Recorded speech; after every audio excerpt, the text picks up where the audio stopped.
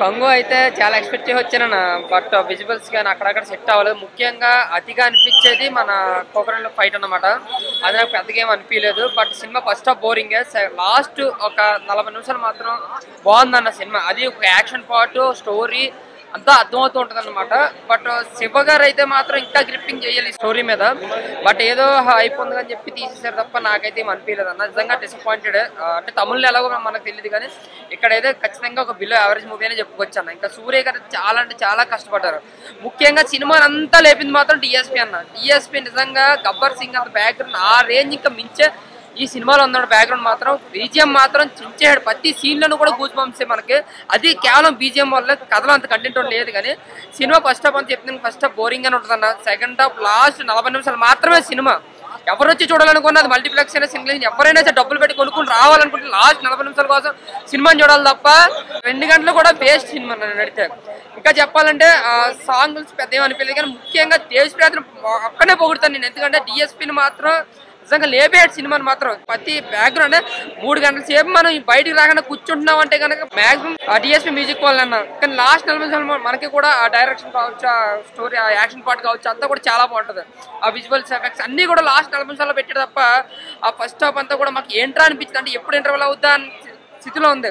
బాబీ గారు యాక్టింగ్ కావచ్చు, యాక్టింగ్ పరంగా థియేటర్స్ చాలా కష్టపడ్డారన్న. యాక్టింగ్ కాదు, చాలా కష్టపడ్డారు, చాలా ప్రాణం పెట్టారు నిజంగా. బట్ ఇందులో సూర్య గారి మీద గెటప్ కానీ, ఆ ఎక్స్ప్రెషన్స్ కానీ, డబ్బింగ్ కూడా పెద్ద సూట్ అవ్వలేదు.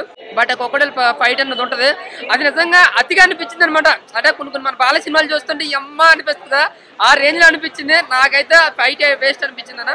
బట్ ఓకే, నా లాస్ట్ 40 నిమిషాలు అయితే బాగుంది అంతే. సినిమా జస్ట్ బిలో యావరేజ్ చెప్పుకుంటుంది తప్ప. నాకు కంగువా మూవీ చూడడం జరిగింది. ఫస్ట్ హాఫ్ కన్నా సెకండ్ హాఫ్ బాగా నచ్చింది. ఆ సినిమాలో చెప్పుకోదగ్గది ఏంటంటే ముసలితో ఫైట్ ఉంది, చాలా బాగుంది. లాస్ట్ ఇంకా అరగంట అయితే ఒక 20 మినిట్స్ స్టోరీ ఉంది. ఇంకా సూర్య అయితే ప్యాకెడేసాడు.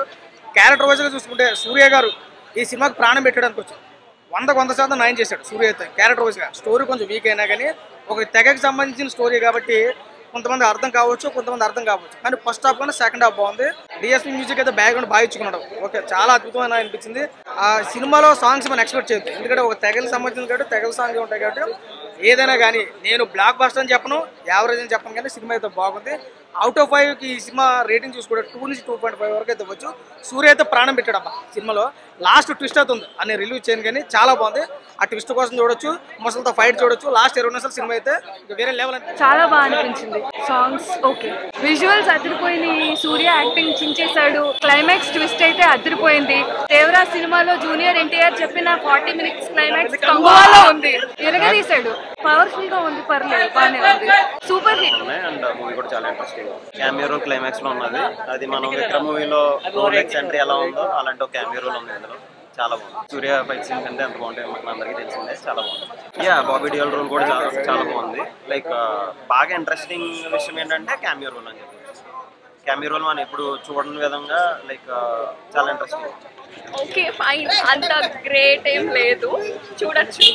నాకు బీజిఎం నచ్చింది, విజువల్స్ బాగున్నాయి, క్రాంతి ఎంట్రీ బాగుంది. అంటే ఆయన ఎంట్రీ ఎక్స్పెక్ట్ చేయలేదు. వి థాట్ దట్ ఆ ఫేస్ అయిపోయిందని అనుకున్నాం.